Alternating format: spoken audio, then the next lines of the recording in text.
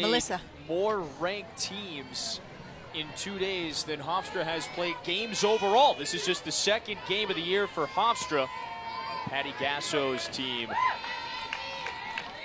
ranked third, sitting 8-1 on the year. Kaylee Clifton to get it started for the Sooners, and the first pitch from the freshman hits the batter.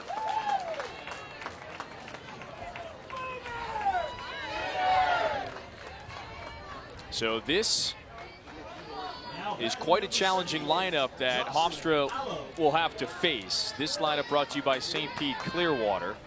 Jocelyn Allo bats next for Patty Gasso.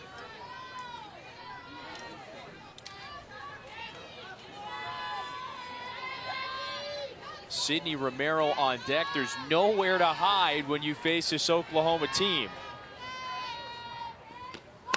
Well, and if you're Coach Jay Miller with Hofstra, this is his first season. This is what you want. You want your freshman pitchers to face the absolute best of the best so they can get better. And it may be an uphill climb for Pseudo in the circle, but like this is where you need to be tested and figure out, hey, what am I going to be made of? Because they have two freshman arms that have to try to carry this Hofstra team. 2 of the 11 freshmen on the roster. And last year's CAA championship team was the exact opposite. So many seniors, and this year a bit different after so much graduation. And there is Jay Miller, the former Team USA softball head coach, now in his first season in Hempstead, New York. Griffin is safe.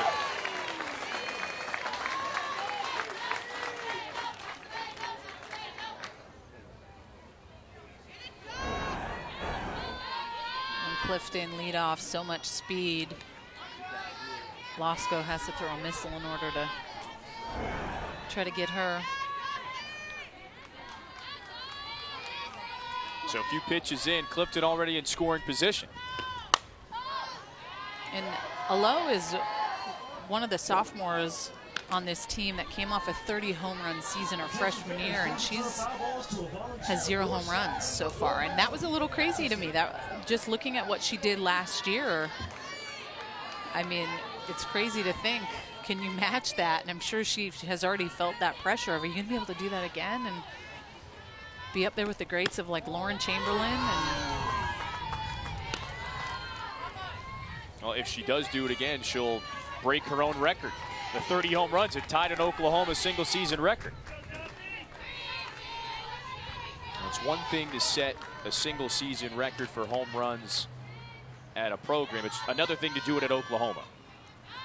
Now this one is crushed. There's your first homer for Allo. You know what, Kevin? I think I'm going to take credit for that one because I'm not going to say I jinxed the pitcher in the circle, but we're just talking about she had no home runs. See ya.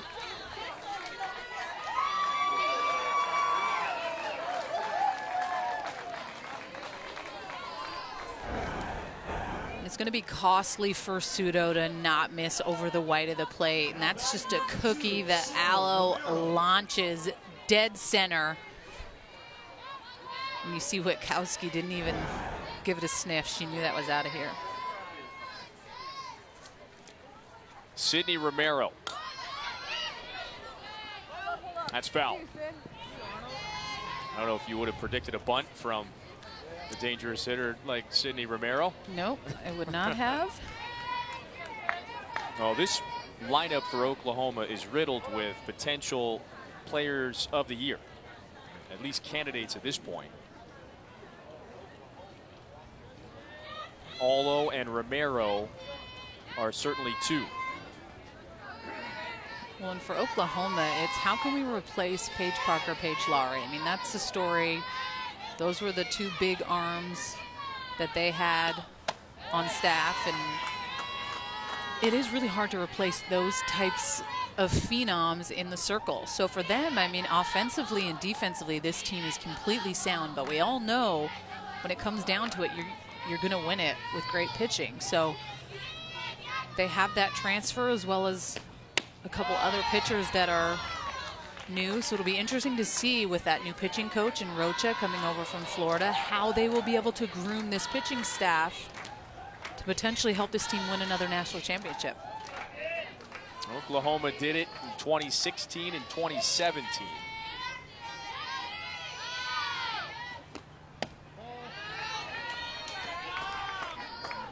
And for a player like Romero, a senior, not often does one class win 3 titles in a career. And Oklahoma has that chance. So Suto looking for the first out, a 3-1 on the way.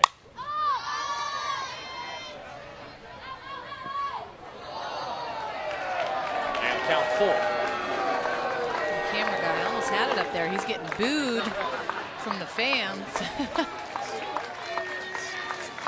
Shout out to those camera guys, man. They do a lot. They're in the sun all day. Well, and if I may just say so, Dorian deserves a lot more credit than this fan base. He's not even wearing a mitt. I mean, it was close, though. You touch it, you catch it, I guess.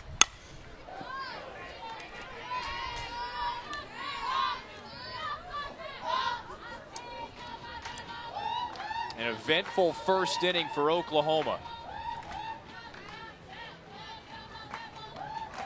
Jocelyn Allo in the 2-hole, going deep, her first home run of the season. Patty Gasso has been in Norman for 25 years, has been to 24 NCAA tournaments.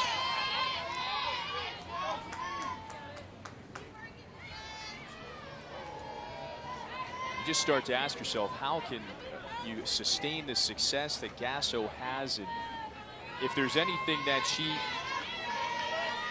preaches more so than anything else, it's family. There's this family-oriented feel when you enroll at Oklahoma and join that softball team.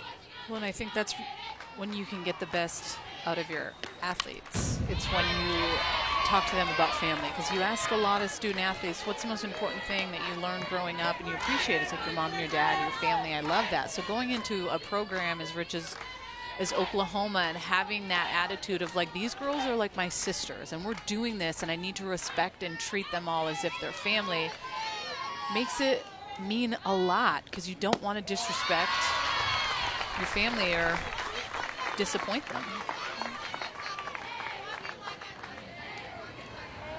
Now batting the cleanup hitter, Grace. We heard plenty Boomer Sooner chants just before first pitch. And for a 10 a.m. first pitch time, the Sooner fans, they are out, well represented. A Saturday at the St. Pete Clearwater Elite Invitational. A Saturday ticket that's no longer available. We are entirely sold out. And the atmosphere is going to be electric for the third day of our 4-day invitational.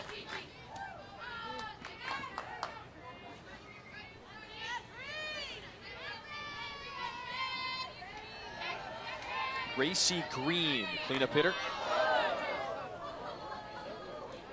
Time called a baseball from one of the other fields, which is right next door, has wound up on ours. And the umpire just put it in his pocket, said perfect. That's his now. Got this one.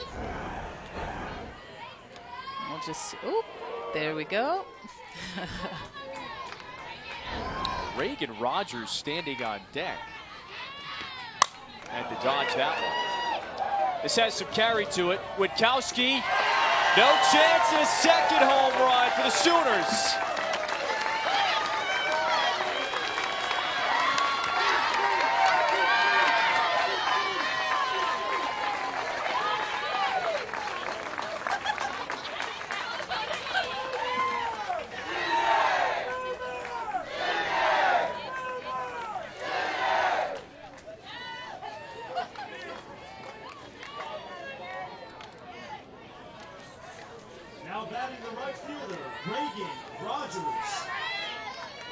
Mackenzie Suto, the freshman, in her first start, searching for that first out against a 4-time national championship winning program. All this going on, still no outs on the board. And I said it's going to be an uphill battle. This Oklahoma offense is tough. Have to be able to get ahead. Just falling behind a little bit, throwing a little bit too much over the heart of the plate.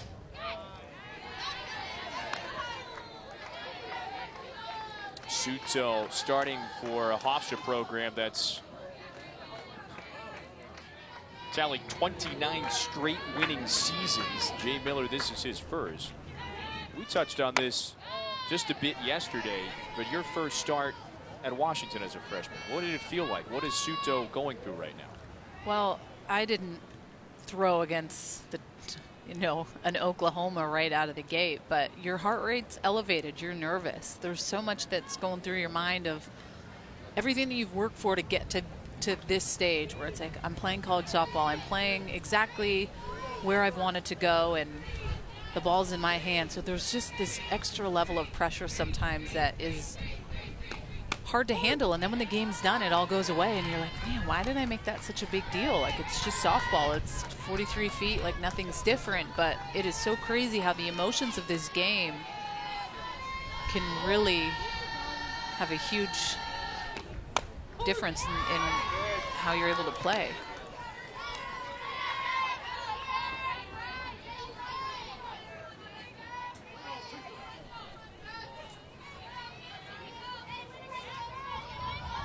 First start for Suto, but remember, just the second game for Hofstra. They did not play last weekend. Rogers smokes it to Witkowski, and there's the first out.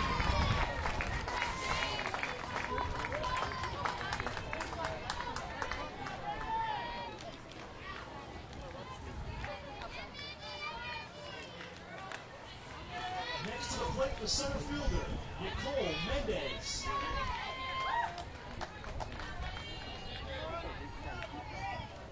Nicole Mendez, the next challenge for Suto.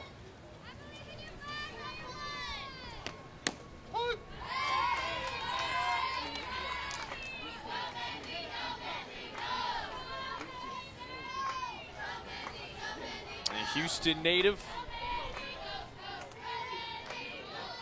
Mendez hitting .375 to start the year.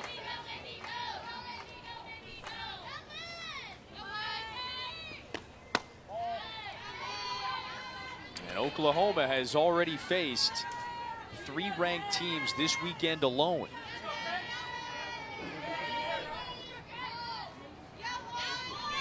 Patty Gasso's team beat Kentucky, Notre Dame. And that heavyweight battle yesterday, their first loss was to the defending national champion Florida State Seminoles.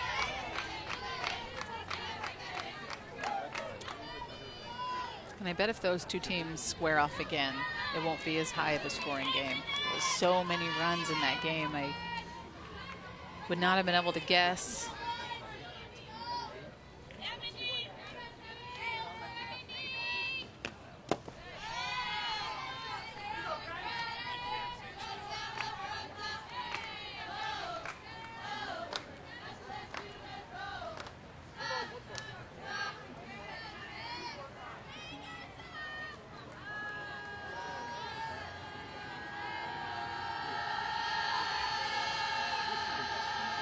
From Suto. Courtney Scarpato up with it and 2 down.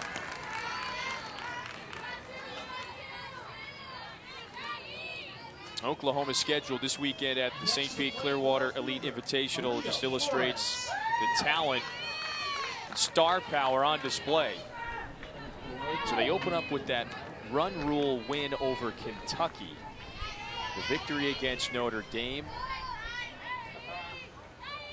then the no-hitter against Florida Atlantic.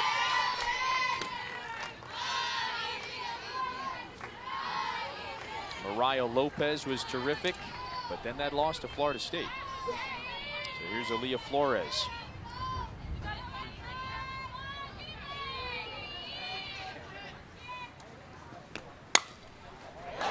That's a fair ball. Extra bases for Mendez.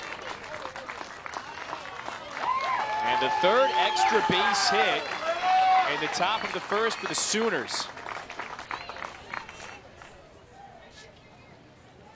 And I like the way that Flores is able to go down and get that off-speed change down in the zone a little bit over the plate. She's able to turn on that. Smoke it right past Giordano and leg out the double.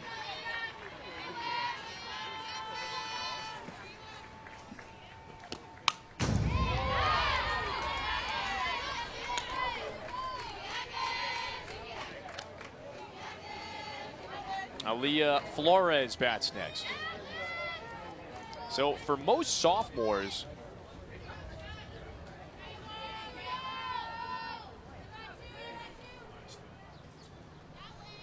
so this is Lindsay Elam, rather.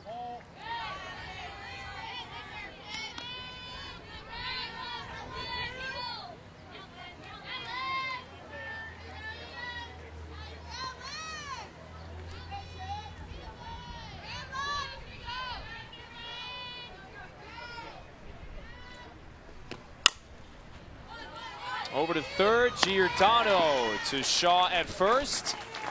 Hofstra gets out of it, but the power from Oklahoma is on display again. Well, and I told you that I felt bad for Hofstra's pitcher.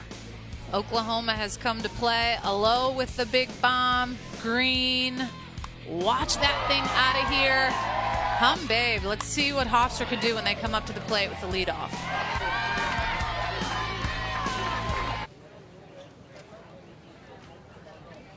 G. Juarez starts today for Oklahoma. One of 3 All-Americans on the roster. She wasn't on the roster last year, transferred from Arizona State. And already has, Danielle, a 4-0 lead.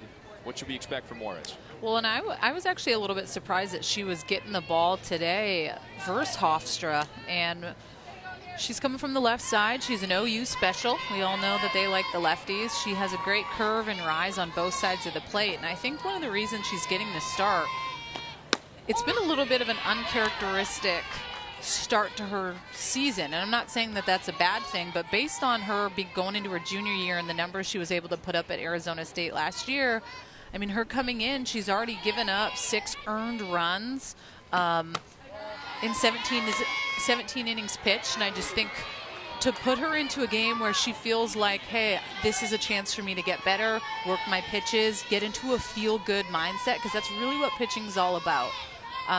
It's getting in a great headspace and feeling like you can beat anybody. It doesn't matter if it's Hofstra. It doesn't matter if it's Florida State. If you're not in a good mindset, you're going out there with a tough attitude.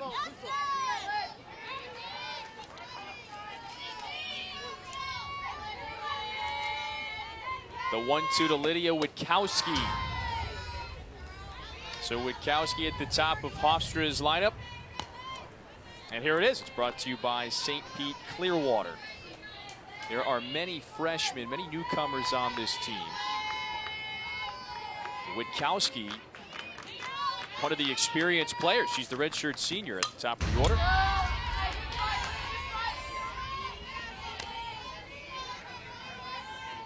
"11 freshmen on this roster. So many players lost to graduation.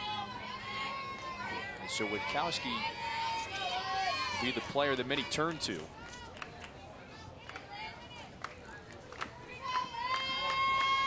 Two coming. And it looked like it hit Witkowski, so she takes her base. So the bottom of the first begins as the top of the first did. Juarez hits the center fielder. Next to the plate, the shortstop, Kristen Halal. Well, if your team just went out last inning, 2 home runs, puts 4 runs up on the board for you to come into this game, she was waiting in the dugout a long time, right? And that's one thing I think I see a lot of pitchers do, is sit around before they come into a game. And now the first 2 have reached against Juarez in the opening inning. And I think it's important for them to realize, like, hey, if my team's putting up a big inning right here and I'm waiting 25 minutes after I've already warmed up, go run a little bit. Go do something to get your heart rate elevated. Because sometimes coming into a game when you've sat for 20, 25 minutes, I mean, it is hard to come out with that mindset where my body's warm, I'm fiery, I'm excited, I'm ready to go. So pitcher's listening. If you're waiting long through innings and think that, oh, I'm warm, I'm good, you got to have that heart rate elevated just before you get in there, get the blood flowing so you feel sharp and ready to go. And would you do that at times? I still do, yeah.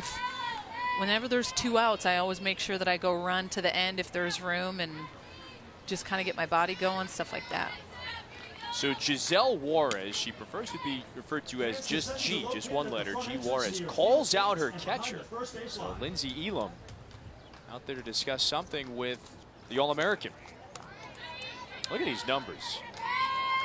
More than 300 strikeouts from a season ago. That is extremely difficult in one season to hit that 300 strikeout threshold. Well, and she did that in the Pac-12. So it just shows like how dominant she really was. And I think her coming to OU, it takes a little bit of an adjustment period. It's a different conference, different coaches. There's a lot, and she's obviously had a ton of time to warm up to it for sure, but it takes a little bit when you get into season to start to feel like you're your old self. For her to come out and pitch in February and be her best, it's not going to happen, but she needs to start figuring out how she's going to be able to just continue to keep getting better every pitch. 1-2 is a little high to Courtney Scarpato.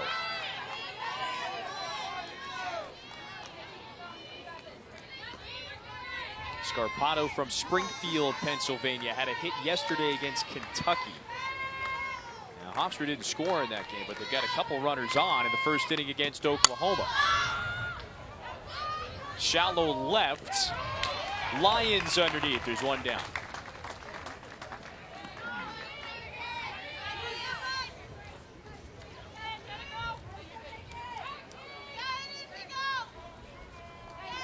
Now batting the cleanup hitter, number 18, Megan Giordano. Megan Giordano, one of the 11 freshmen. The slugger from New York.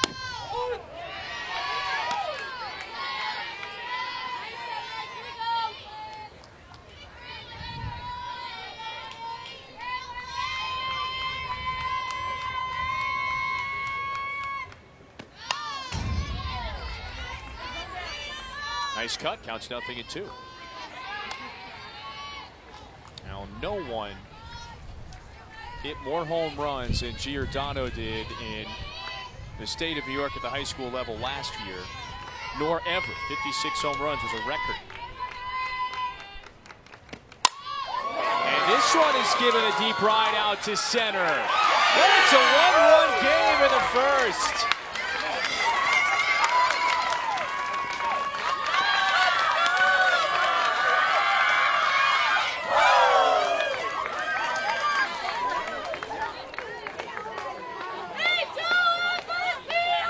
First home run of her college career against the All-American Juarez. Well, I mean, look at that pitch. Like, that's a pitch that Giordano can just unleash on over the white of the plate. It's at dead center, home run, 3-run shot. I mean, fire me up here in the booth, because for Hofstra, that has to feel so good against the number 3 Oklahoma. And then on the flip side, if you're G Juarez, you got to be better. I mean, that's just me being real here. You're playing Hofstra, a non-ranked team. You are an absolute phenom stud in the circle. Believe it and pitch like you believe it, because right now, I'm not overly impressed. And it's the beginning of the season for sure, but like, this is just super uncharacteristic based on like how she's thrown her last 2 years heading into here. And clearly there's something going on the mental piece up there, and she's got to figure that out. So as you pointed out, she's now allowed 9 earned runs in her first few outings of the year. And let's fully recognize your other point. It's February and it's a week into the season. So what do you think it's going to be like working for Juarez, that is, with new pitching coach Jen Rocha? I think what's going on with her has nothing to do with Rocha. You know, like when you're at this level, you have that ability to go into a game and control your emotions and how mentality you're going to go into it. It has nothing to do with your pitching coach telling you, like, you need to do this and get your hip angle here. Like, when you go between the lines, like, that's your time to compete. And it just seems like something's off a little bit as far as, like, just absolutely going at them. And she should not be scared to go against Hofstra. She should be going, she should be spinning that curveball off, not missing over the white of the plate. And she comes up with a strikeout. Doesn't miss there. First punch out. Losco down looking. So there is the former Florida assistant coach. Won a couple national championships on that staff at Florida. Now joins a program that has won national championships as well the last couple of years. Another hard hit ball, stung off of Green's glove, and the typical 3-4-3 put out to retire the side. Giordano taking Juarez deep. They heard that one in Hempstead. 1 inning down, 7 runs, 4 for Oklahoma, 3 for Hofstra. Giordano, the third baseman, blasted a 3-run shot. And one of her first at-bats ever as a Hofstra Pride softball player. New pitcher now in the circle. Mackenzie Suto is out. And Alexis Goki, another option in the circle for Hofstra, is out there. Well, and I like the switch up. Oklahoma came out hot first inning, couple bombs, 4 runs up on the board. Why not mix it up? Throw someone else out in the circle, see if they can get ahead in the zone pretty quick and establish that strike zone behind the plate. And just, you're not going up there to try to make Oklahoma strike out. Like, let's be real here, okay? These guys they're big boppers when they step into the plate. What you want to do is you need to hit your spots and make them chase your pitches. So if you're going to the inside part of the plate, throw that ball in the inside part of the plate. Try to make them roll over. Use your defense. Try to have a clean inning after Giordano hits that 3-run shot. So Jay Miller, first-year head coach, speaking with Suto. He was only out there for that first inning.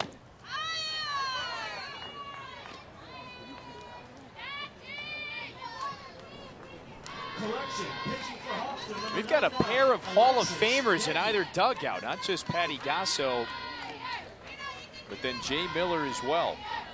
Both have more than 1,000 wins.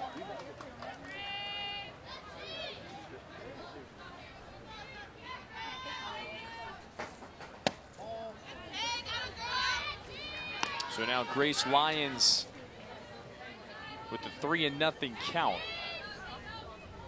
Goki, the junior from Bordentown, New Jersey. Well, the last thing you want to do is come into a game and walk the 9-hitter or turn it over to face Clifton, Aloa, and Romero with runner on base. That could probably be one of my biggest pet peeves, Kevin, walking the 9-hitter. I used to get in so much trouble, so it's just instilled in my brain. Throw the ball over the heart of the plate before you walk the 9-hitter. Just a little insight into my mind there.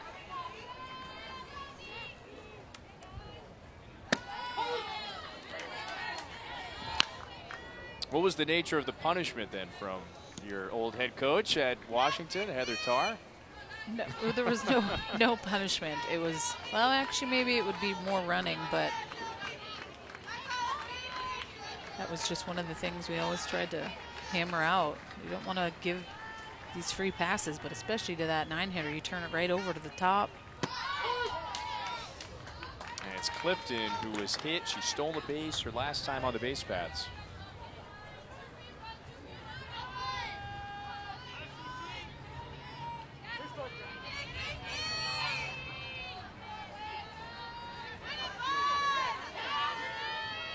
A pair of home runs for the Sooners in the top half of the first. And Hofstra answered. Megan Giordano went yard for a 3-run blast. And so 7 runs in the opening frame.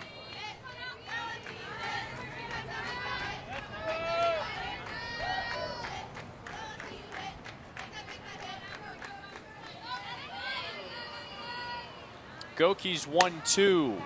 That's on the ground foul.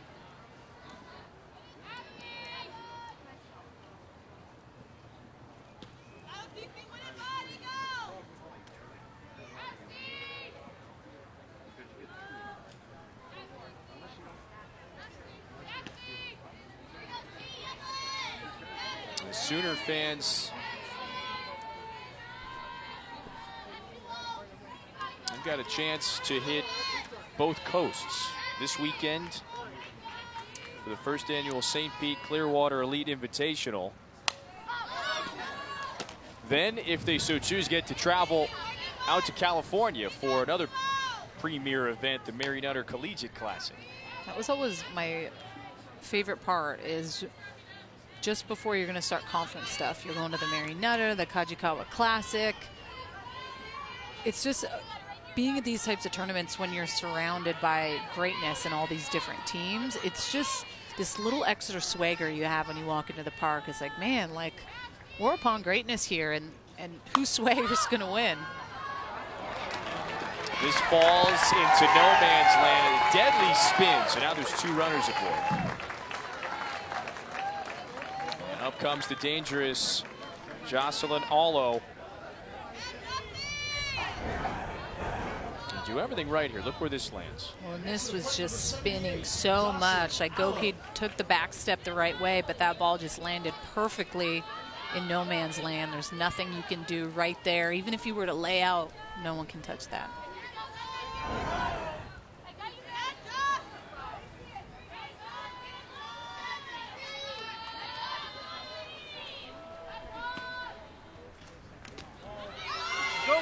Runners on the move, no throw from Losco.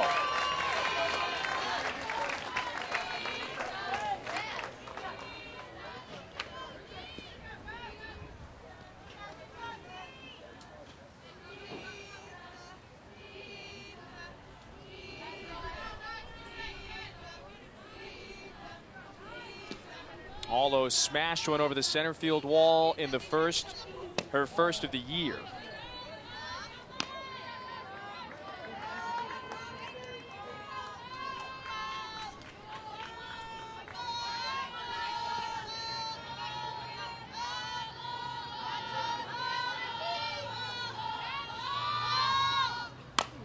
And sophomore hammers it back up the middle.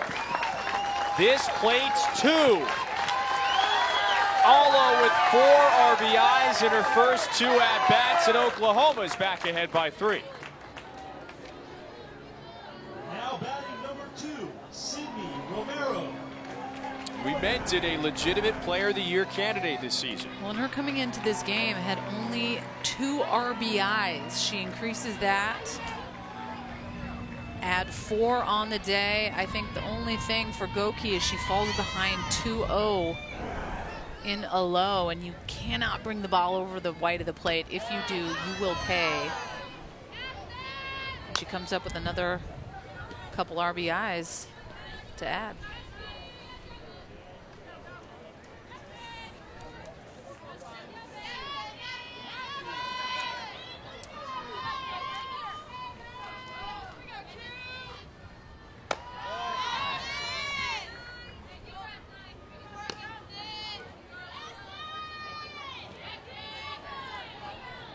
A pair of home runs for Romero this weekend. This is Oklahoma's final game in the tournament.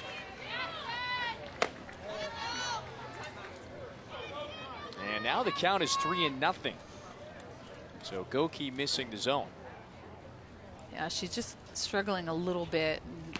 Well, not a little bit. She's struggling a lot. She's falling behind. That ball's not really going anywhere close. So if you're the catcher and you're Losco, you're going out, like, got to find the strike zone here. What do you want to throw? Because ultimately, like, it comes down to your comfort level. You got to try to find a strike pitch. Romero takes it for strike 1.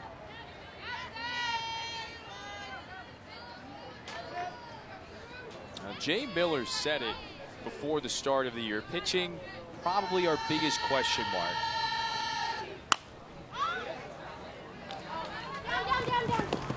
There's the out, the first of the inning.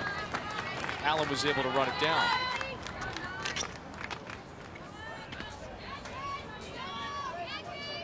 In addition to Goki, Miller will rely on a pair of freshmen.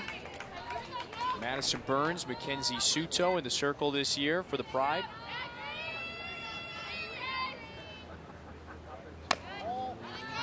And again, missing to start the at-bat.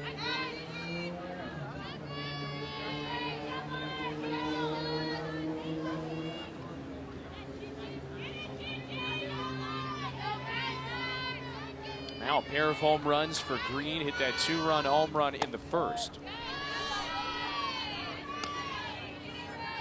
So a lot of youth, a little bit of inexperience for Hofstra in the circle, and then just up and down the roster as well. Remember, Hofstra won more than 40 games a year ago. This program is always in contention to win its conference. You'll always see them in the NCAA tournament. And so Jay Miller, the former head coach at Missouri, he takes over for Larissa Anderson, who coincidentally takes the Missouri head coaching job this offseason. Well, in the first month or so, it is going to be tough on them with these freshman pitchers in the circle. But the sooner that they are able to believe that we're the ones for the job, that we are going to be able to do this, that's when you're going to start to see things turn around. And it is hard at times to come in as a freshman with that mentality of, I'm going to throw every game and I'm going to be the one. I wish more had that attitude when they come into a program, because so many young women are coming in and they're used to, oh, there's a junior pitcher, senior pitcher, I'm going to learn from them. And it's like, no, you should have that attitude. You come in, it's like, I'm going to be the one that's going to help get this program to wherever you need me to help you with. It's like that demeanor should never change inside your mind. Even if you have a junior, senior pitcher that's pitching ahead of you, your mentality should always still be, I deserve to get the ball, I want the ball. Make yourself believe it.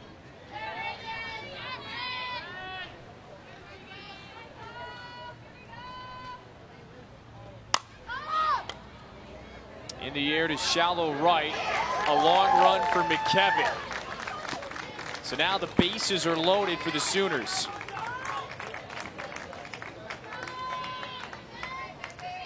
It's a base hit for Reagan Rogers.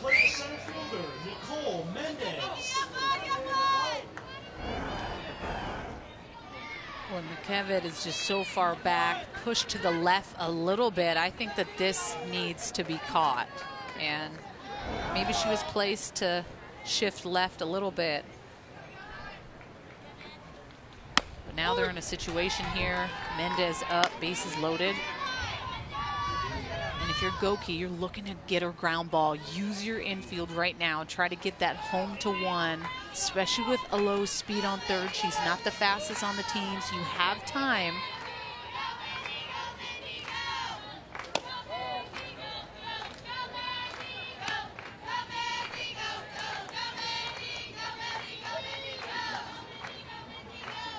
Mendez did ground out her last time up over to Scarpato at second base.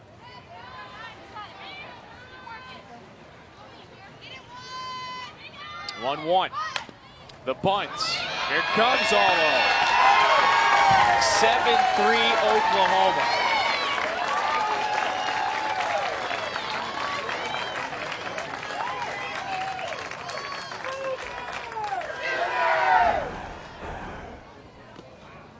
Mendez must have recognized that third was playing super far back, a low going. You know that there's that squeeze, but you see how far Giordano is. That is just not happening. The best bet is if the pitcher's able to crash hard on that. And sneaky little go-ahead bunt there.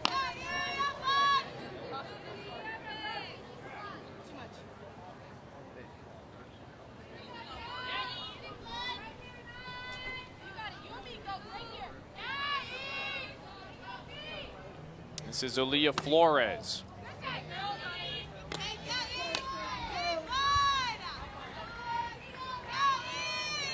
She doubled her last time up.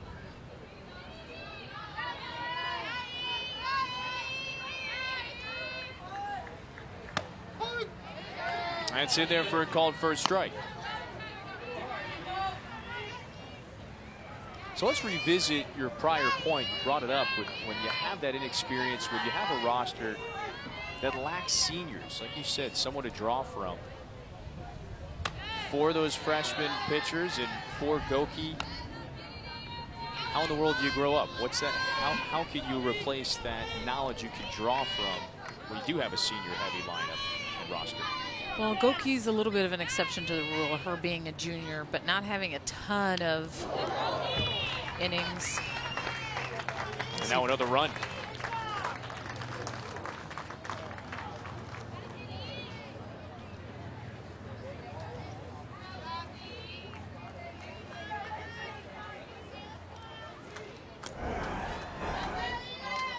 See Flores on the plate. I guess the rule is you don't need to get out of the way if the ball's coming.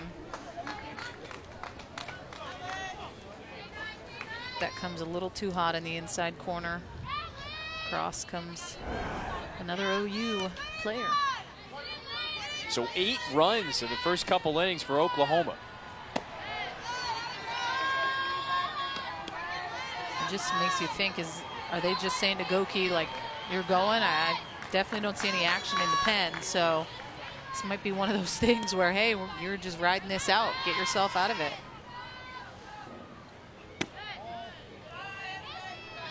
Well, that's one way to build growth as well. There's nothing worse than that, though, where you're just getting beat up on and you know you're not coming out, and you're so right. That's where you learn the mental grind of this game of, like, well, looks like it's just me. I gotta have to find a way to get through this. And the one thing I am surprised about is I haven't seen anyone from Hofstra call time, go talk to Goki, go try to calm everything down. And that can be sometimes a younger team.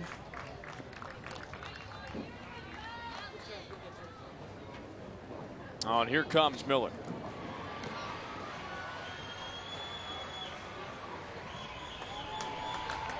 Suto to return to the circle. And Oklahoma's just batted around in the second. Back in 60 seconds to Clearwater. Oklahoma's ahead.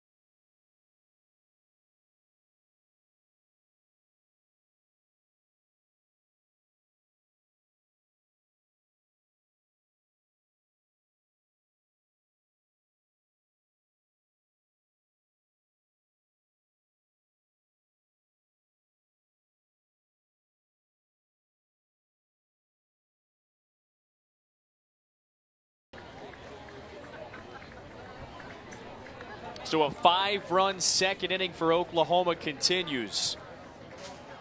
7 home runs in this St. Pete Clearwater Elite Invitational for the Sooners.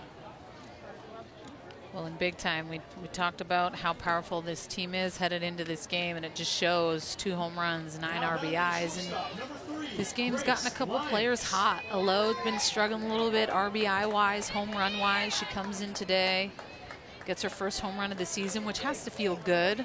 I mean, you put up 30 bombs last year. Your mindset coming in is, I have to hit some home runs.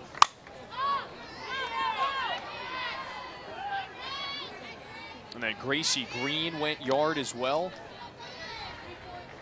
Attention fans, please return foul balls to a volunteer or staff member or So Grace Lyons, who did not face Mackenzie Suto in the first inning, now she returns in the first battle.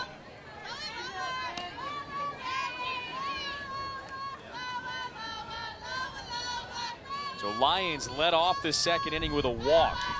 So the Sooners have batted around.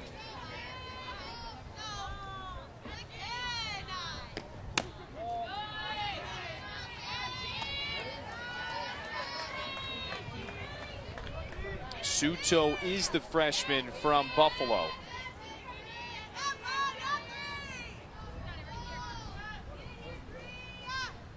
A 2-1. Snaps away. Now 3 balls and a strike. The last 2 runs have scored with the bases loaded after a hit batter and a walk. This goes back to what you were saying before. Facing the 9-hitter, nowhere to put her. You don't want to miss out of the zone. And you don't want to miss there. Grand slam for Lyons. It's the 3rd home run of the day.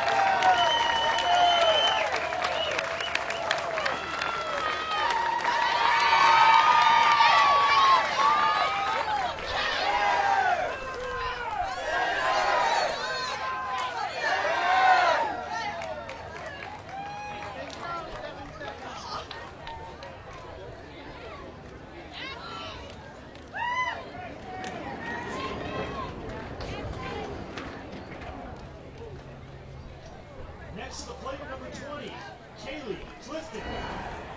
And Lyons, one of 2 freshmen in the lineup, 9-hitter. Look at that swing, so pretty, full extension through, grand salami.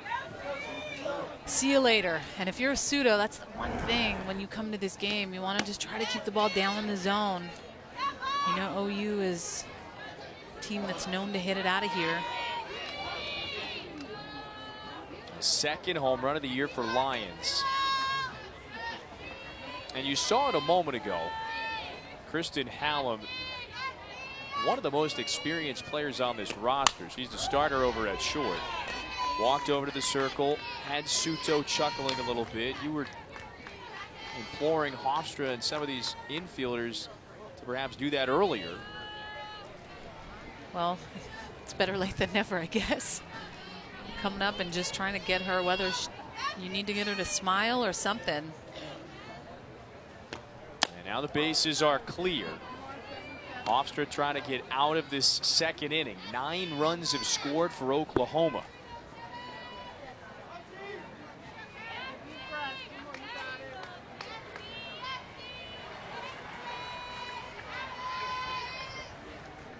Kaylee Clifton for the 2nd time this inning.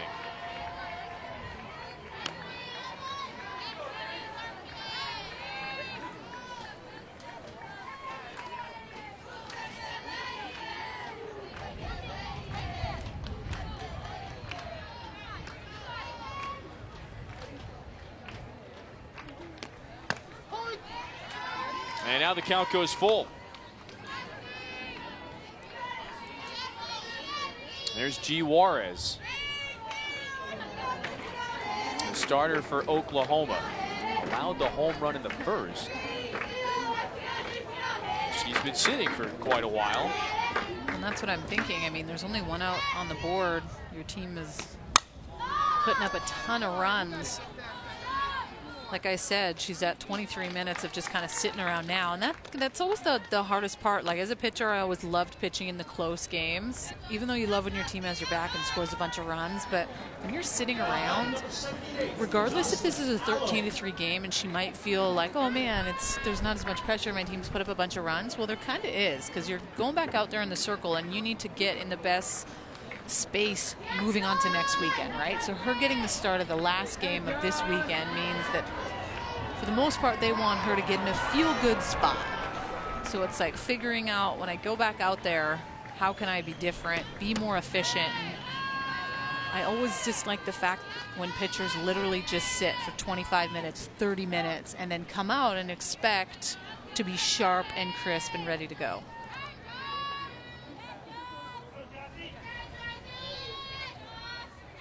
It's been about 25 minutes or so since she's been out on the hill.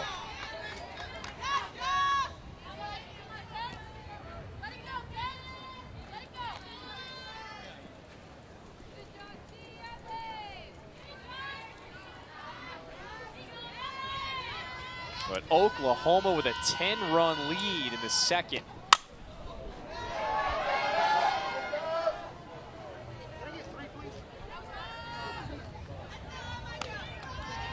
A .462 average to start the year for Olo.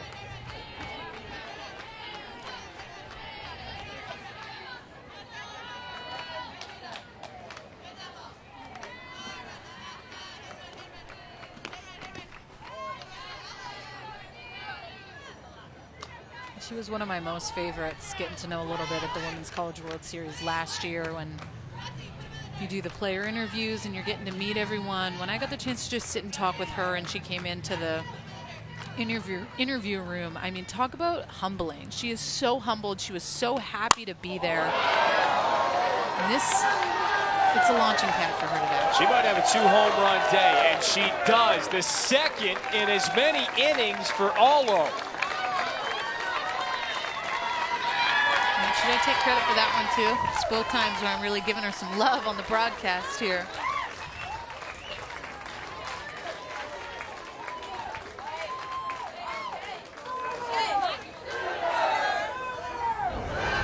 This is probably one of the prettiest swings that you'll see in this game. So much power, and she knew it as soon as she unleashed. But I mean, I said it again, or I've said it before and I'll say it again, Pseudo, you miss the ball over the plate, you're gonna get crushed. And that's what continues to keep happening. So if this is not a humbling experience for these pitchers, when they go home, they watch video and they see what's happening, I don't know what will be, because this is what great hitting does. They capitalize when you miss over the plate. And if anything, I would put a low on before I'm gonna pitch her a ball over the white of the plate, because she's already hit a bomb today. 5 RBIs in 3 at-bats.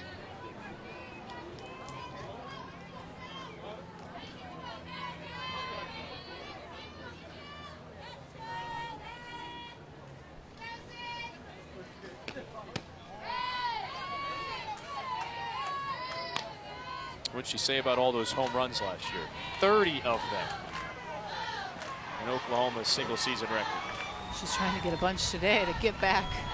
Try to get back on that home run wagon. Here's Romero. This one is smashed. Oklahoma goes back to back.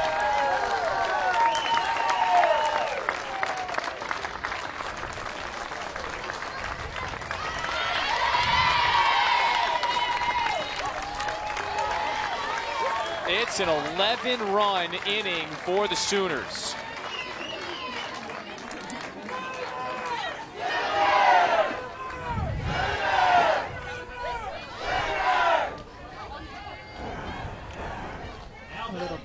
Back, Romero taking her dead center. Another one with one of the prettiest swings I think that I've seen. Just barrels that thing up and see you later. So here's Green, who hit one of the now 5 home runs. So Oklahoma allows 5 homers to Florida State yesterday. Now it has hit 5 home runs and not even 2 full innings.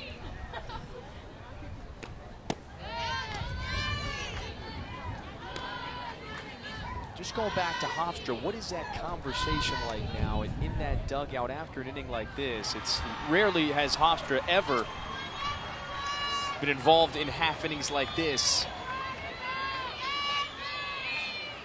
I wish that I had an answer for you. It's my job to give you an answer, and I do not know like what the conversation is. I mean, I know that I get on my pitchers and I get on them hard and say, like, you're letting some of these best players beat you. You're falling behind a little bit in the count. You see you got a 2-1 count here. Green already has a home run today on the day. And these are just the little things about the game that you have to learn sooner rather than later. If you fall behind, you're going to get crushed. Everything is falling on pitching right now because offensively they come up last inning. Giordano hit the 3-run bomb. They put them in a 1-run ball game heading into this inning. And then the pitching kind of fell off again.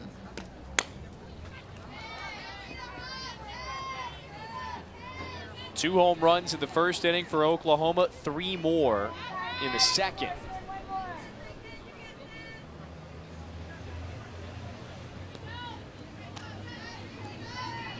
There's the other Hall of Famer. There's a couple in either dugout, Patty Gasso and then Jay Miller, the 2 head coaches. This has now been, I believe, more than a half hour since G. Juarez has been on the mound. And I'd have a feeling that she's for sure going to go back out, but it'll be interesting to see it taking off that much time. it was just a rule back when I played. Like if you're more than 15 minutes of sitting, get up and go do something. Whether you go run, just something to get the blood flowing a little bit. So Green works a walk. She has reached safely 3 times.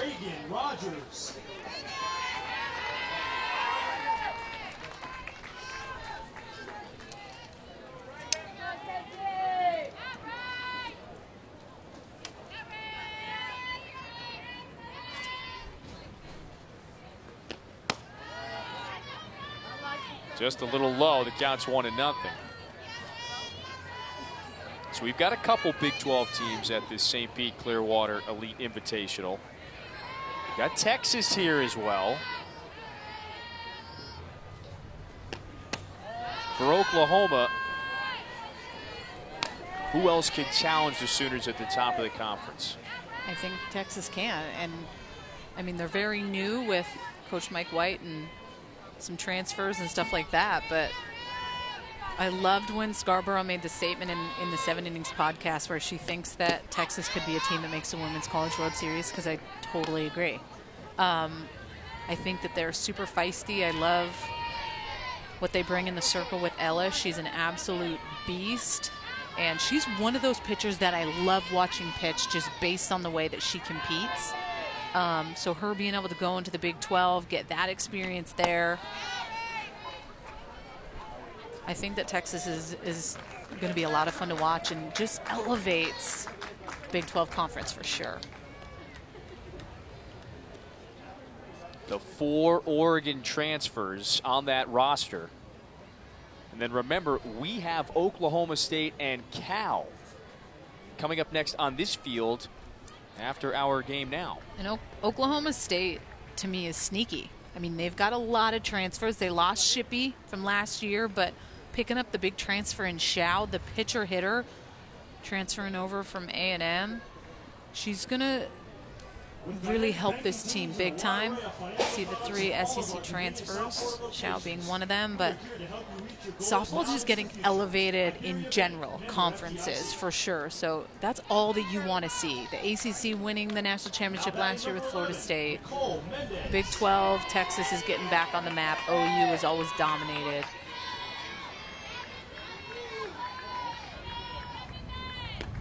Oklahoma won the national championship in 2016 and 2017. So yeah, there's great insight on that 7 Innings podcast. If that doesn't do it for you, you are on that podcast. Occasionally. Occasionally. The latest episode features question from the crowd and Danielle Laurie. You want to let the viewers know? I don't want to spoil everything.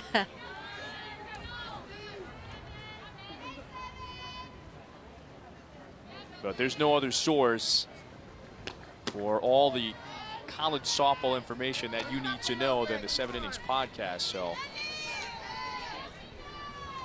go check it out. Produced by our friend Jimmy Piscatelli. I haven't seen the slide up, but I'll give him a give me some Jimmy. If he's in the truck, that one's for you.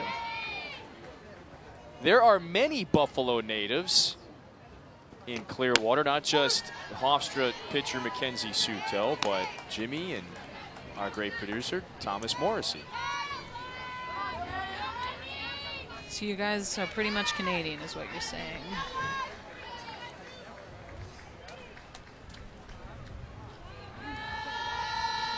I'll hide my Dunkin' Donuts coffee, which is sitting over next to me.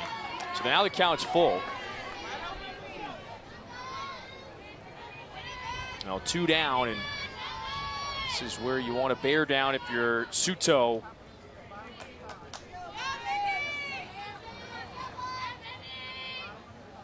Payoff coming. And that walks the bases full.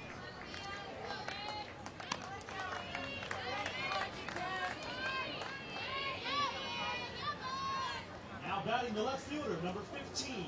All right, so as we mentioned, remember the 7 Innings podcast is the weekly softball podcast ready to chronicle the road to the Women's College World Series. And yes, the entire ESPN Women's College World Series talent team, including you on the most recent episode, is a force to be reckoned with offensively. You take a look at the second inning. 11 runs, 6 walks, 3 bombs, 34 minutes. Oklahoma almost batted around twice. So everyone has scored a run for Oklahoma, every batter in the order. Allo with the 2 blasts. That's astonishing, a 34-minute half inning. And so Patty Gasso speaking with Robbie Guest, the home plate umpire. There seem to be many substitutions about to occur, including new pitcher on the hill. So G. Juarez, the All-American, gives way to Mariah Lopez, who just hurled a no-hitter yesterday against Florida Atlantic. Well, Lopez has always pitched behind Paige Parker, and Paige Lowry transferred in, pitched behind her, throws the ball in the upper 60s. Mixes velocity well, works all zones, and competes and knows how to win because she has pitched behind some greats. Now is her time to shine.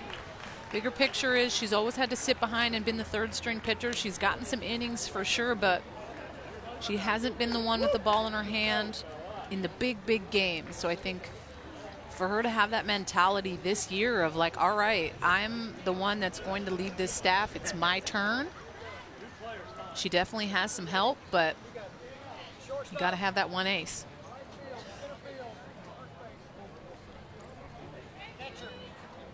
Juarez allowed the home run to Giordano in the 1st. And then that lengthy delay between the time the top of the 2nd started and then ended. Another phenomenal day. Weather-wise, we have lucked out in Clearwater this weekend.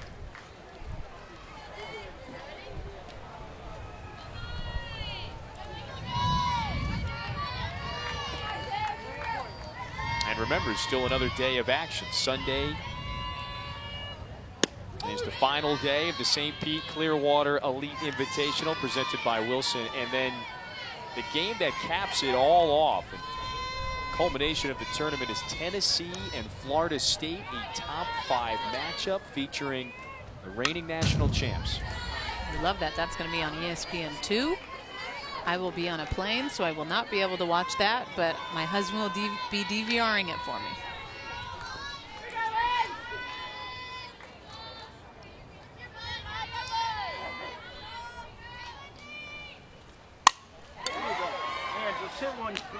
There's the first out of the 2nd. Will there be room on the DVR with all those reruns of Breaking Bad recorded? No, that's Netflix. Okay. No. When college softball season's on, it's all college softball, whether it's Now batting number 21, Angelina Iobo. these games. I try to get some randoms on there just for teams that like I want to get to know. I'll have the ESPN Watch app playing on the Apple TV.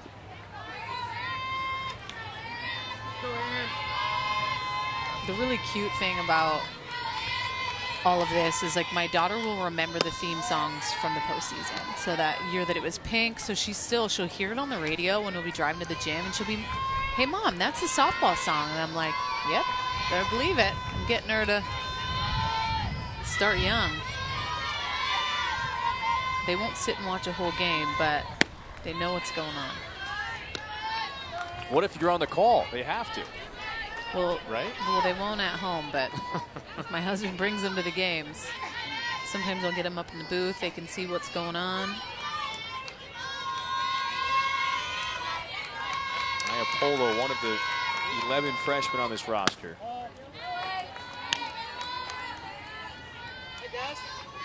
You mentioned the theme songs, that road to the Women's College World Series 2019, presenting this unique opportunity for the best of the best to be here to essentially kick off the year. Now, many programs, they started a week ago. Hofstra this weekend, its first weekend of games.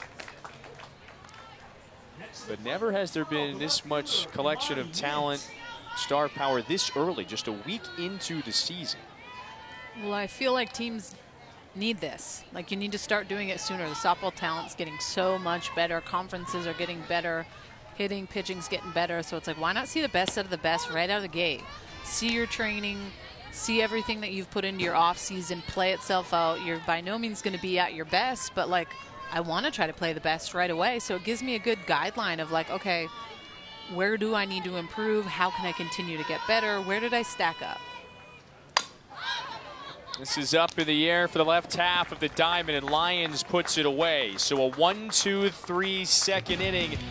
Mariah Lopez picking up where she left off yesterday.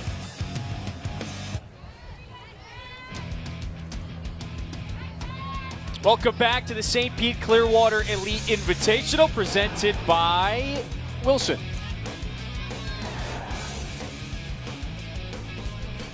Our friends from the skies yesterday has returned. We are under the impression that there are some Florida Osprey that are watching from high above. What bird family is that? Do you know?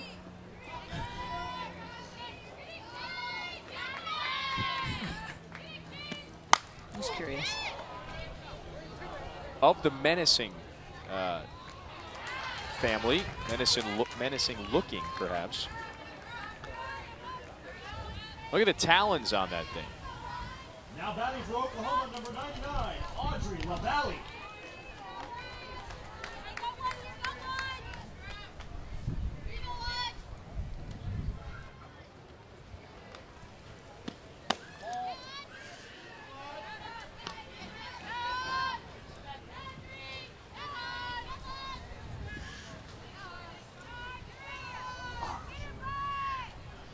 Courtney Scarpato is now on the mound for Hofstra.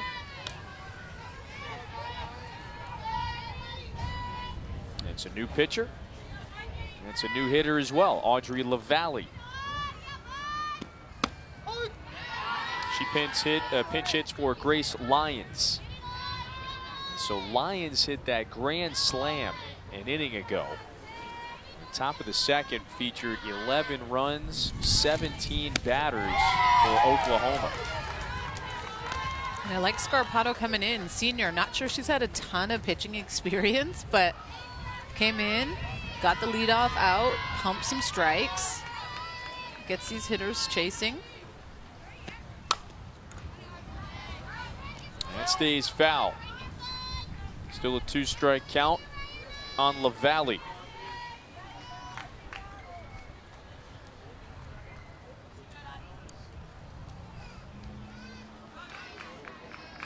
A lot of time in the circle for Scarpato her freshman year. Of her 30 appearances in her career, 27 of them came that season. So now in the circle for the first time this year in the second game. Nice snag, 2 outs.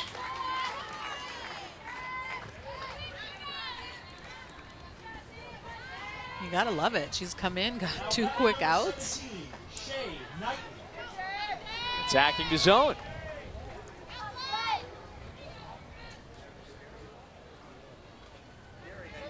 But up next for Patty Gasso is now Shay Knight. Pinch hits for Kaylee Clifton.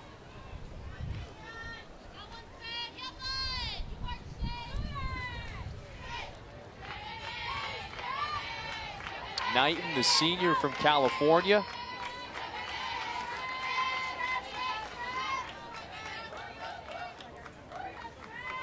Like many of the other senior teammates, with a goal of walking away from this program with 3 rings.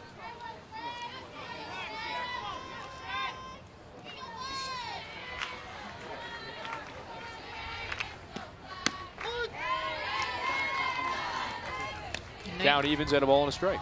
Knighton is just, she's one of those players that has stepped up in the postseason every single year, and I still remember when I was watching in the hotel room that 17-inning game where she went up and hit that huge bomb. Like, it's ingrained in my mind, remembering the emotions that I was feeling. And 17 innings, Women's College World Series. It was incredible.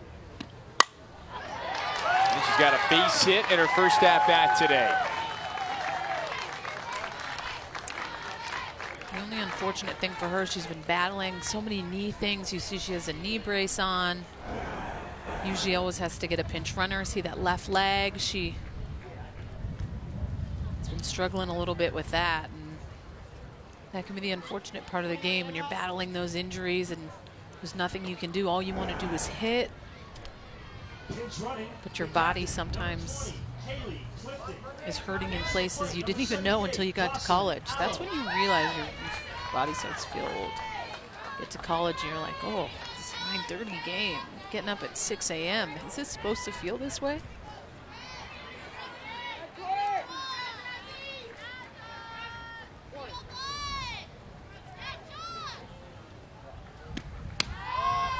How have you adjusted to 3 time zone changes, by the way?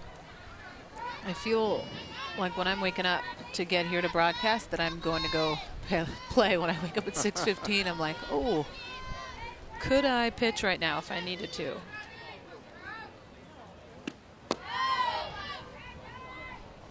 Scarpato facing a low, a couple home runs on the day,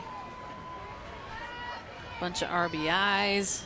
I think she's a hitter that I'm cool with putting on base. I mean, I know that there's a lot of runs up on the board, but the last thing you want is her to hit another bomb. Giordano flashes the leather as well, inning over. So Scarpato, a nice inning of work. Hofstra hits next.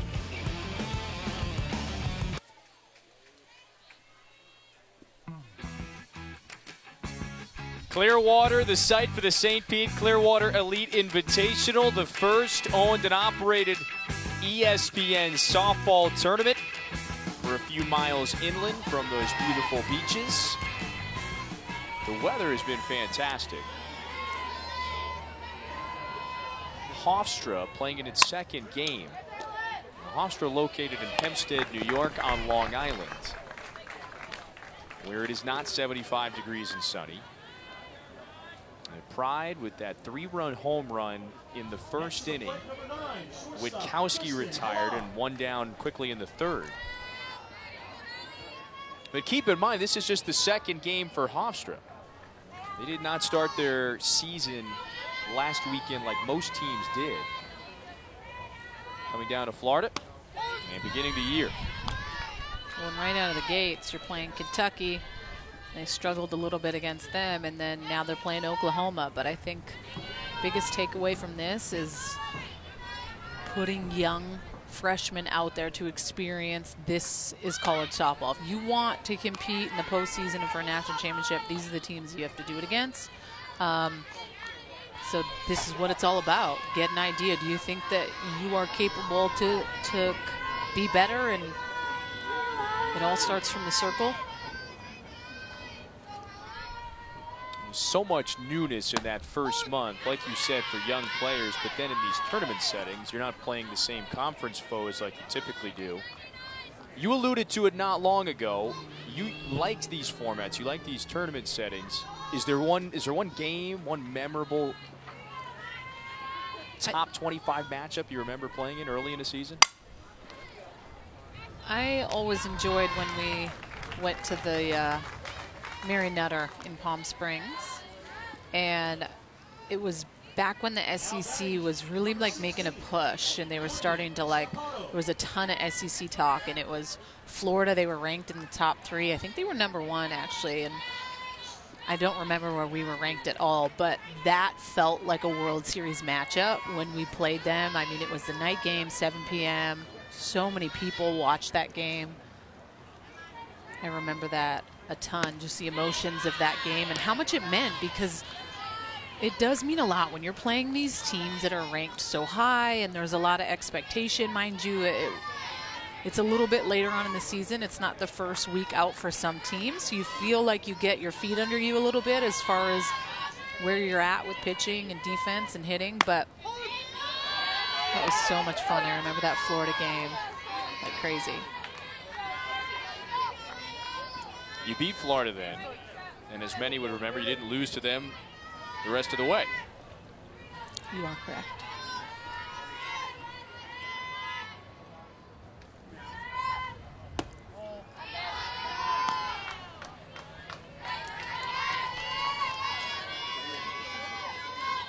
Oklahoma with 15 runs today. Its lone loss in this tournament against defending national champs, the Florida State Seminoles yesterday. There's some Seminoles fans, I suppose, no longer tormenting Oklahoma. You score 15 runs today to bounce back. And the one thing I want to know is just why they pulled G. Juarez. I want to know. It's one thing when I get the chance, if I get to talk to Coach Gasso, I'm asking her, how come you didn't let her battle through that? What was the thought process behind pulling her? Not sure I'll get much. I'm going to try, though. What do you think? Was it too much time between each inning? Remember, No. she sat for 35 minutes. But I didn't see Lopez thrown either. So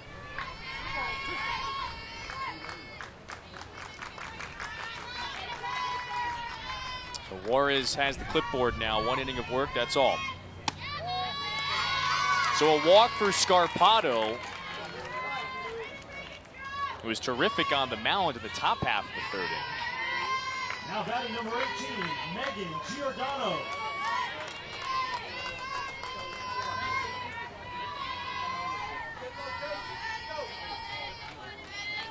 Giordano against Lopez.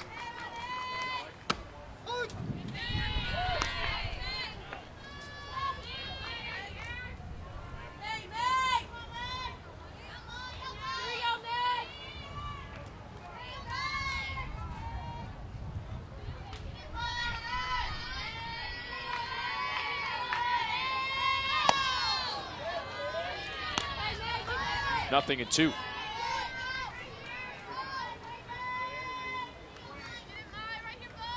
Nice battle. This is the first time Giordano, who took Juarez deep in the 1st, faces Lopez, who just threw a no-hitter yesterday.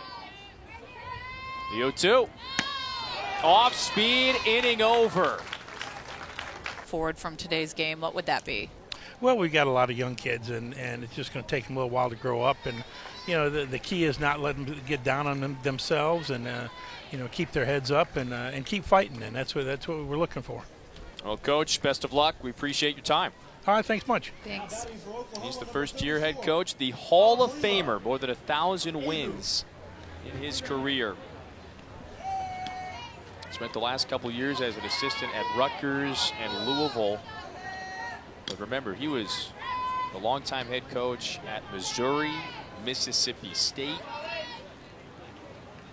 You, of course, with your experience playing for Team Canada in the Olympics and nationally, and Coach Miller was the head coach of the Team USA national softball team for a couple of years. And how often did you two cross paths, and what do you think this hire is like for Hofstra? Well, he came in for a couple years right after that 2008 Olympics, so he was there for, I don't know, I can't recall how many years, but he was there for 2009, so I remember him then. I remember him 2010. And I mean, you just kind of see him in passing, right? But he's done a lot for the programs that he's worked with for sure, and see if he can come into Hofstra's first year. And it's hard coming into a program when they're so young, like 11 newcomers, freshmen, and a lot of them are playing in today's game. So it's like you're trying as a head coach to pass on this knowledge of, all right, let's go, just kind of put them out there. And it's a similar situation to Oregon, right? With all those newcomers, young freshmen, you want them to go out and go pretty much kill it right away. And it's hard because they have to be taught. Imani Mint with the nice catch. 2009 NFCA Hall of Fame inductee. And those 2 years you referenced, at 2009 and 2010 years, he was the head coach of the national softball team.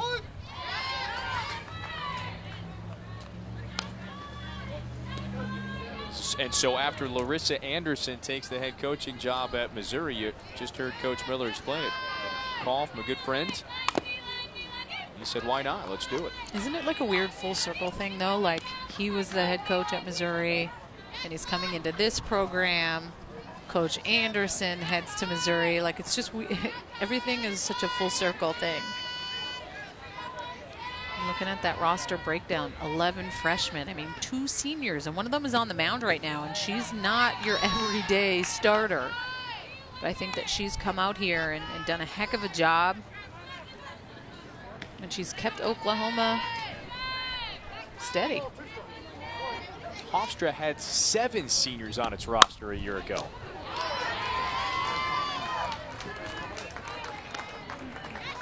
Iapolo makes the play. There's 2 down. Now batting number 7, Alexa Schultz. Hofstra won 41 games a season ago, won the conference. And considering all that youth, you were talking to James Madison pitcher, making good last night. So Hofstra is going to have its hands full this season with a ranked James Madison team. Those two are always at the top of the CAA. Megan Good, one of my favorites. I was so bummed when she was hurt last year and had to redshirt. And what will be interesting is, like, if she has the ability to take that team to the Women's College World Series. One coach who has, Patty Gasso. She's done that quite a bit. She joins us next. 15 runs for her 3rd-ranked Sooners. Middle of the 4th.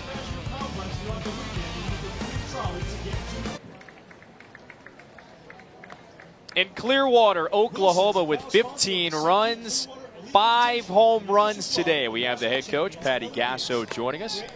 Coach, thanks for stopping by here in the 4th. I want to specifically focus in on Jocelyn Allo. Her first 2 home runs of the season today, had all those last year. What impresses you most about her preparation and the work ethic?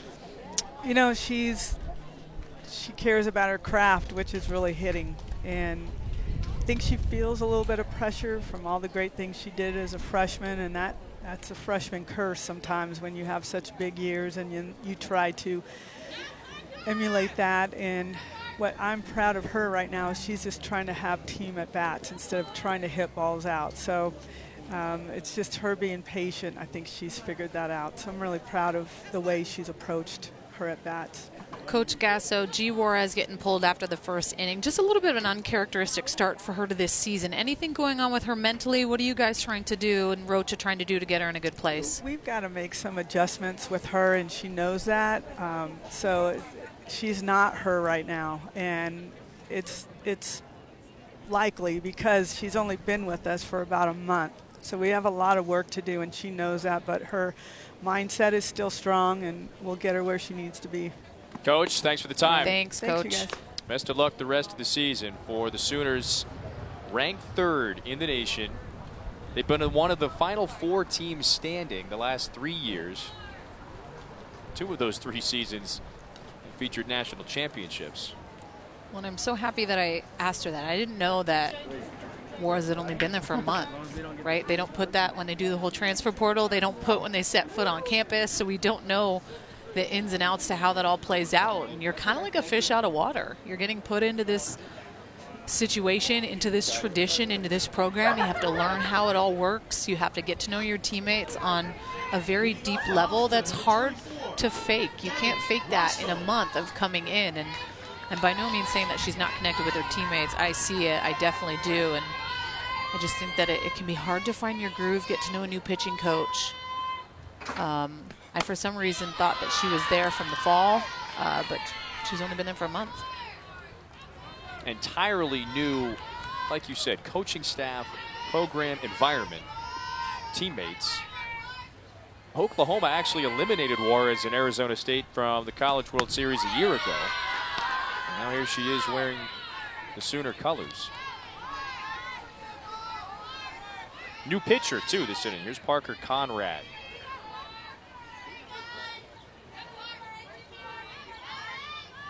So Juarez, one of the many transfers, we have seen a few that have transferred middle of this year, meaning even the academic year,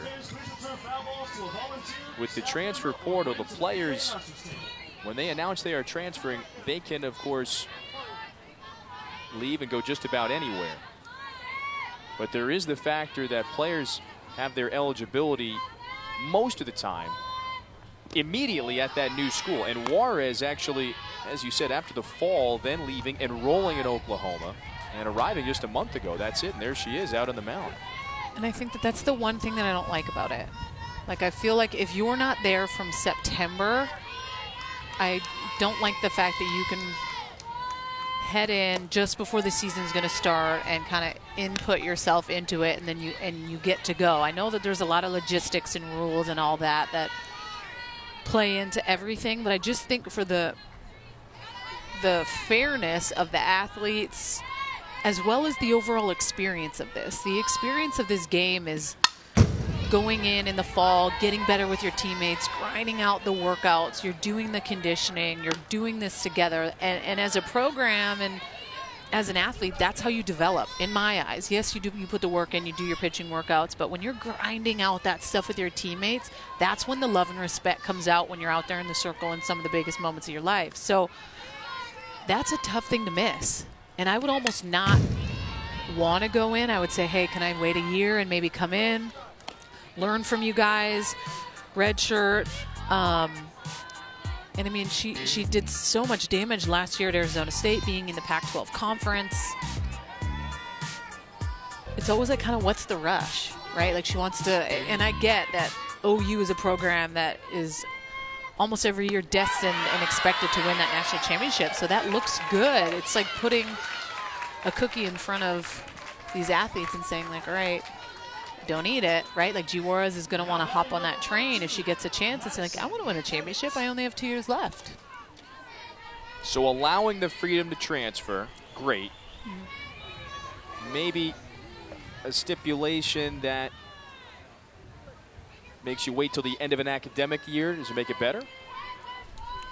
Or after a season?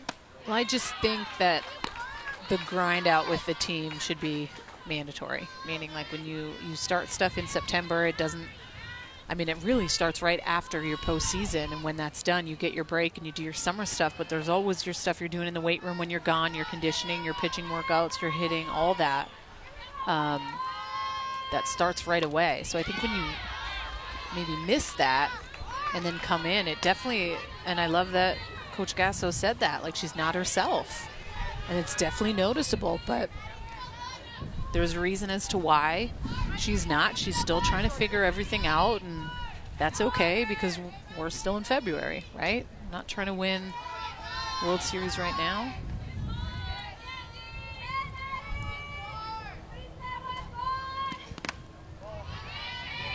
Can you relate this to your time with the Canadian national team? And of course, this is why Oklahoma is a destination for a player like Juarez and all those national championships under the guidance of Patty Gasso. But Juarez, brand new to this clubhouse, this team, this program. You redshirted at Washington. You joined the Canadian national team. You were one of the younger players on that. Can you relate to that a bit, this almost massive change in environment? Yeah, national team level is just so different because it varies in so many different ages. And I was 20 years old, and I was playing with some women that were 29 years old that were married, and there's just a difference. So I can't relate so much on that level. I will say that that 4 years goes by really quick, right? So your goal is you want to go to college. You want to be on a team that can compete and fight for a national championship. G. Juarez, going to Arizona State, was a program that could definitely compete for a national championship. And some stuff happened she didn't like, and we see her here with OU. Shaw flies out. 1-2-3 frame for Parker Conrad. 15 runs for Oklahoma today. Day 3 of the St. Pete Clearwater Elite Invitational presented by Wilson. Clearwater, the center of the college softball world this weekend, with the 11 ranked teams. Of the 16 participants, one of them Oklahoma. 15 runs, 5 home runs today. Nicole Mendez without one. So the odds actually say one of the starters, if you started today's game, you most likely wound up with a home run. Mendez with a single and a walk. This has been extremely impressive today, what we've seen from Oklahoma's hitters. Yeah, they're definitely a scary bunch. If you're watching this as another pitcher, it definitely kind of takes you back a little bit. Like, ooh, if we're going to play them, like, look at what the numbers, the home runs, RBIs, what they're able to put up.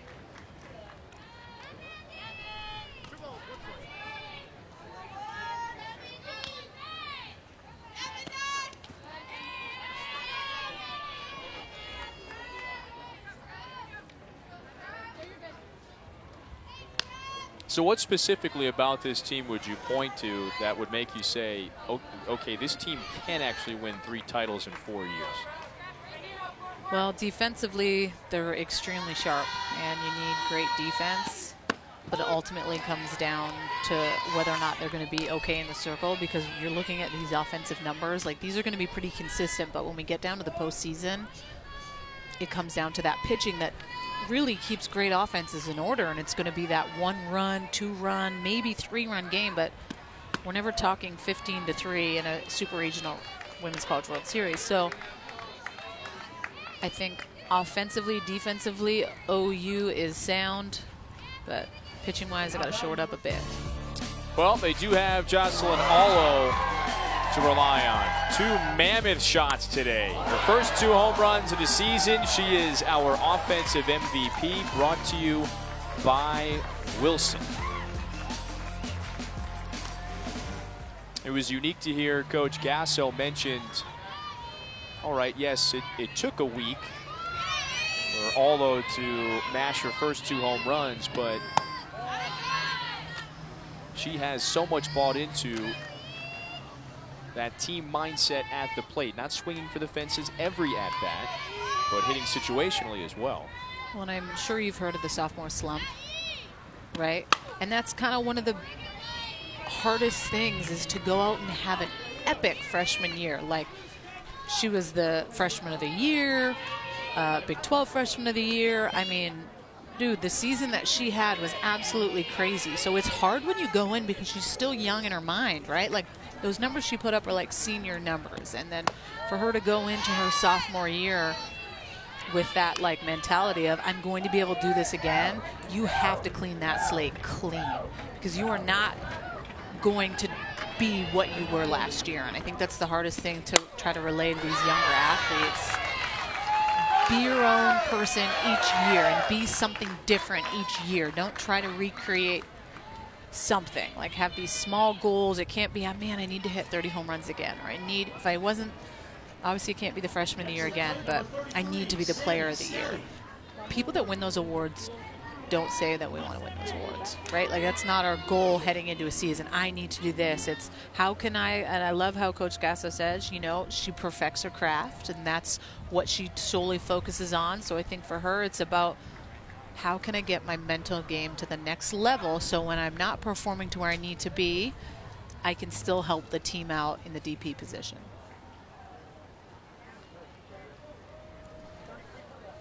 And the beauty is, she has a Lauren Chamberlain that lives in Oklahoma, has a hitting facility.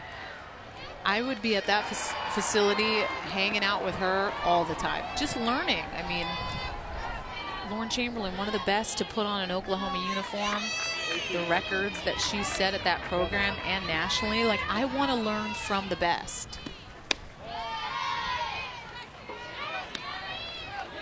Allo about a third of the way there now. Lauren Chamberlain hit 95 home runs. That's, of course, the Oklahoma record. And the crazy thing is, she's ranked #1 in the nation for 95 home runs, but Chamberlain's junior year, she missed almost 3 weeks of season due to injury. So you're like, she could have had more than 95 home runs. Like, I think she would have had 100, maybe a little bit more. This one foul. But I mean, unfortunately, she missed a lot of that season. Or 3 weeks is a lot. We're talking maybe 20 at bats. So the numbers that she was able to put up, even when she was battling injuries that junior year, were pretty incredible. She a couple 30 home run years. In her junior year, she only hit 12. So there's a big difference in drop off in the RBI production and home runs based on injuries. But then she went back her senior year and was lights out.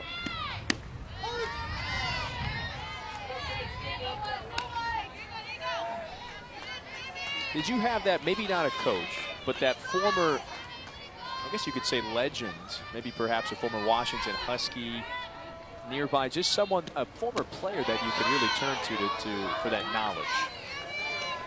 Not that was around the program. No. It's quite a luxury, like you said, to have a former player like Chamberlain right there in Norman. On the ground is Scarpato. The turn back to first. That's double play. So Skelly mashed one down the line. A few pitches before grounding into the double play. You gotta love getting the double play. Quick turn. Easy too. Fair ball. And so a run comes in.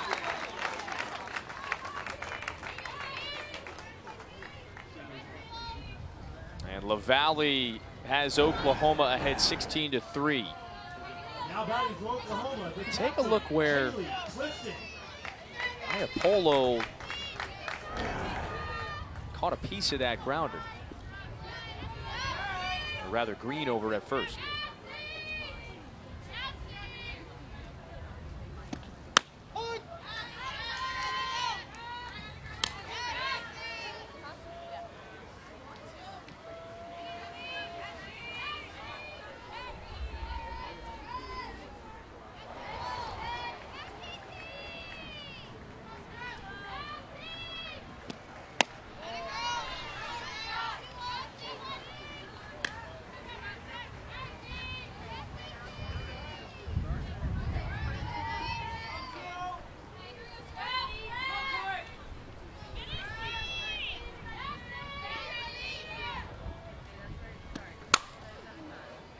Hit hard, but foul.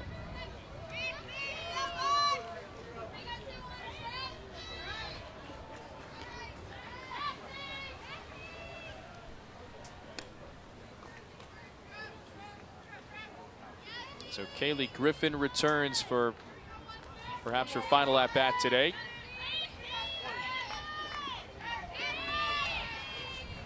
Scarpato lets it go.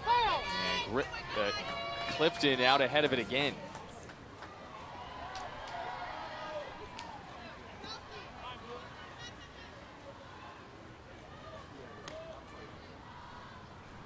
So, of course, the run rule is in effect, and Hofstra needs quite a bit of offense in the bottom half of the fifth inning to keep this one going. And if not, Oklahoma's going to walk away from Clearwater with 4 wins in that lone loss to Florida State, the defending national champs.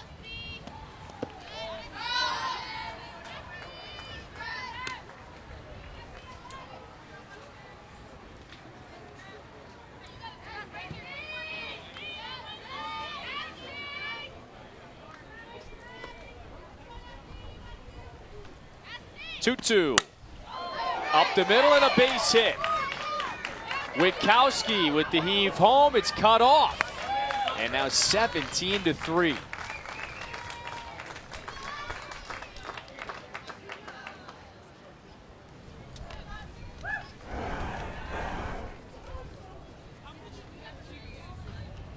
And that pitch left a little too much over the plate, and Witkowski with the big throw. What I didn't like was that Shaw cut it off. I would have liked to see that go through. I think that it would have been a little closer at home than you might like. I'm also not sure why we're sending them when it's this close. When it's one-sided, yep. The wind pushes that foul.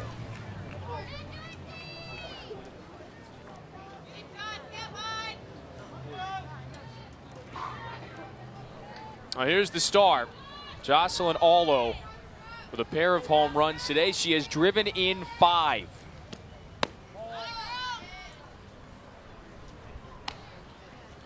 And remember, when this one finishes up, stay tuned into the Watch ESPN app. We have Oklahoma State and Cal for you. You like that matchup. You're intrigued by it. I like it. I really like Oklahoma State, and they're a pretty new team with a couple new transfers and some studs coming in from the SEC. And I think it's always fun to watch the Pac-12 perform.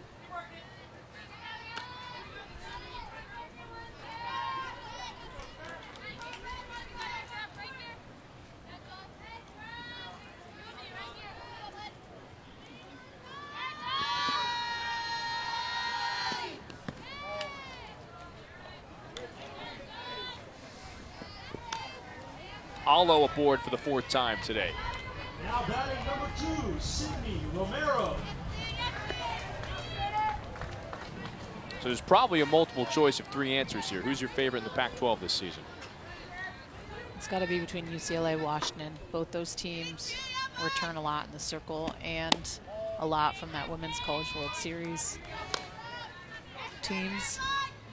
I would say those are the conference's best chance to have a lot of success. I mean, with Oregon losing a ton, and the crazy thing is Oregon's won the Pac-12 championship 5 out of 6 years, so they've completely dominated that conference up and down. Rachel Garcia, one of my favorites in the nation by far at UCLA. Arizona will make a push. They have Taylor McQuillan, senior, in the circle. Arizona's always good, but are they good enough to get back to the World Series? Because they've been a team that is always so close, but pitching-wise, they're never good enough to make it to that next level when it comes to getting back to the World Series, and you want that program to be back on the map. And I think them building that brand new stadium definitely is going to help get some new recruits in there.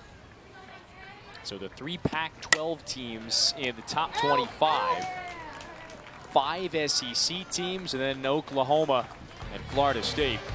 Nice stop and short by Hallam. Rally time for Hofstra. Innings pitch, 2 Ks. And she's the ace of this staff as of right now. I think with her experience and what she learned, if this team's going to go far, they need G. Juarez to jump on the train and get in a better headspace for sure, but it's going to come down to Lopez. She fired the no-hitter yesterday against Florida Atlantic. And when she exited, Parker Conrad pitched a scoreless 4th. It was a 1-2-3 inning. Now on the hill for Oklahoma, Nicole Mendez, the junior from Houston. She was terrific at the dish tonight, or this morning, I should say. And out ahead of Iapolo, the count's 0-1.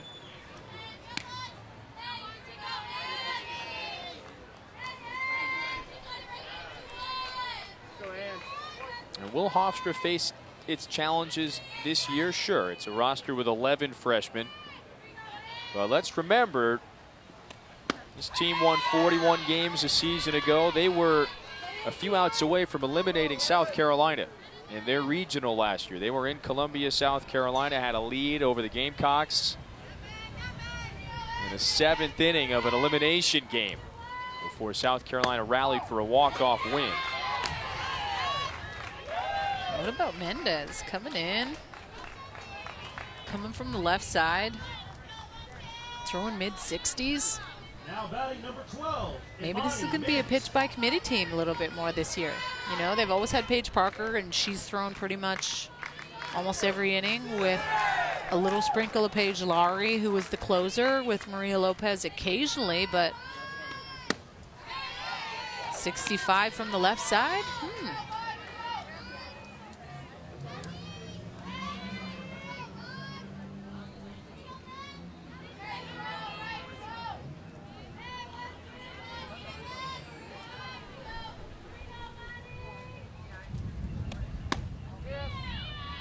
And out ahead, the count's 0-2.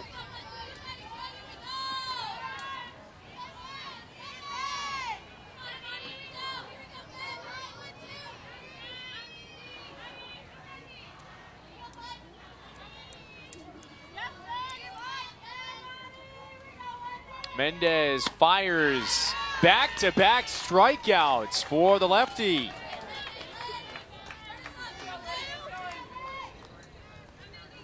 Next to the plate for Hofstra, number 3, Lydia Wikowski.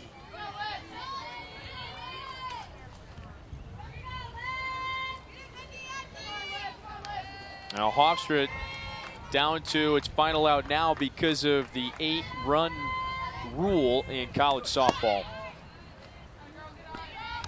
So if a team is leading by 8 or more after 5 innings, game is over.